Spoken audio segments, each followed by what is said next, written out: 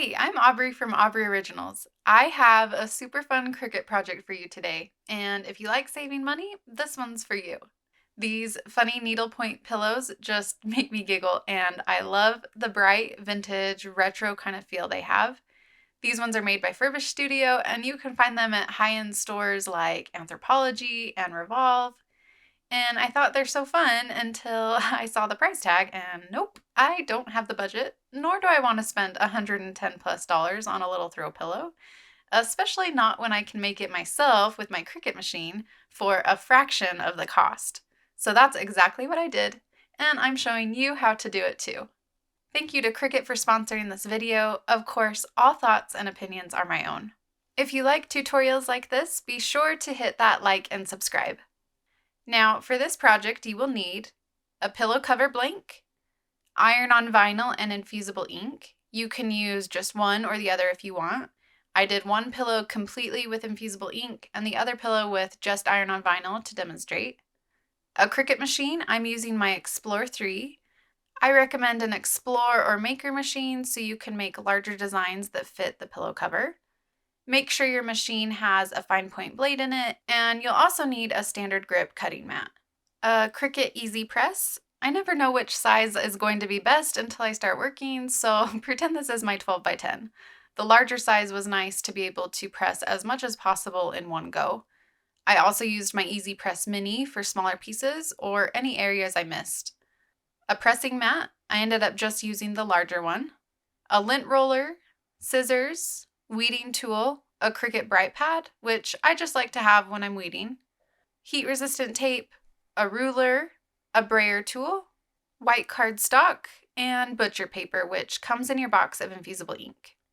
As for exactly how much I saved by doing this project myself, stick around for the end and I will break down the cost of the materials I used. First, you'll need to design your project in Cricut Design Space. I will also link to my projects below so you can grab these exact designs if you want. Create a square shape that's the size of the pillow cover. Add your text. My anxiety and I really liked the "hold on, let me overthink this" phrase, so I went with that. Next, add borders or a frame. Some keywords you might want to search in the image library are pixel or pixelated, cross stitch, border, frame, Aztec, or anything else you want to put on your pillow. I roughly used the Furbish pillows for inspiration, but kinda did my own thing. If you're using patterned infusible ink or vinyl, you could actually go even simpler and just cut basic strips to form a border and let the pattern speak for itself. Once you're finished designing your pillow cover, click Make, choose On Mat for any material, Confirm. Now, this is super important. Select Mirror for all your mats. Both iron-on vinyl and infusible ink need to be mirrored. And you can adjust your images as needed to fit your material. I rotated some of my pieces so that they'd fit on a 12 by 12 sheet of infusible ink, even though Design Space might still make you use a 12 by 24 inch mat, but that's okay. Select your material settings and follow the prompts to cut with your Cricut machine. When loading material on your mat, use the brayer to make sure it's pressed down well. You want clean hands when using infusible ink, but the brayer also helps you handle it minimally. We don't want oils from your skin to affect the transfer quality. Cut. Obviously this is sped up, but my Explore 3 actually does cut very fast. Then unload and remove the infusible ink from the mat. Cut around your design to save as much material as possible for a future project. And weed using your fingers for infusible ink, and a weeding tool for iron-on vinyl. The phrase I'm weeding here says, "I had my patients tested, I'm negative," and I bet you know a parent who needs this throw pillow. Now let's prep the pillow cover. I've got my pressing mat underneath it. We're going to do the infusible ink pillow first, so set your easy press to 385 degrees for 60 seconds. Once that's kind of warmed up, you can start pressing the pillow cover to try to get out the wrinkles. I put a couple sheets of cardstock inside the pillow cover, which you'll need for pressing infusible ink anyway, but the cardstock also kind of helps the pillow cover from sticking to itself when pressing. Just do your best getting those wrinkles out. You probably won't be able to get all of them. Once both the front and the back are ironed out, lint roll to remove any fuzzies. And then I'm measuring to find the middle of each side and marking the middle with some heat-resistant tape so I know where to position my designs.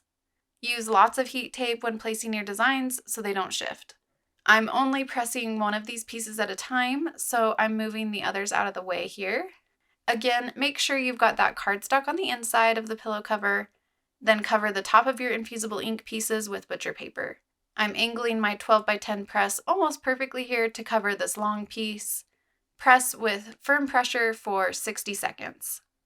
I knew I missed a little bit of this corner, so I used my mini easy press at the highest setting and pressed until the ink transferred completely, up to 75 seconds. Remove the liner when cool to the touch, but if you can, I actually recommend leaving all the liners in place until all your pieces are pressed. It didn't work out with my design to do it that way, so some of the previously pressed ink transferred to my butcher paper on the next presses, and there's just a little bit of fading on the pillow cover in those areas, probably only noticeable to me, but now I've just overshared so you also know. But I'm letting you know, so if your design allows it, keep the liners on until the end. And if you get any ink on your butcher paper, be sure to swap out for a fresh, clean sheet before pressing anything else. Repeat this pressing process with all of your infusible ink pieces, and just make sure that the easy press never comes into direct contact with any of the infusible ink. This little corner didn't transfer all the way, so I cut out just that corner, placed it on carefully, and pressed with my mini easy press for just a little longer there. Now on to the iron-on vinyl pillow cover. Set your easy press to 315 degrees for 30 seconds. Lint roll, then position your pieces and tape them down. For this, I'm doing my best to fit as many pieces on at once so I don't have to press a bunch of times, and that way I don't overheat any pieces. If you need to, you can trim the liner closer to your design. I'm going to press everything but the flowers, so I'm just pressing in sections. I'm skipping over some of this, obviously, so I don't bore you, but each section is getting pressed for 30 seconds here. Then I'm using my Easy Press Mini to go over some pieces that didn't adhere all the way.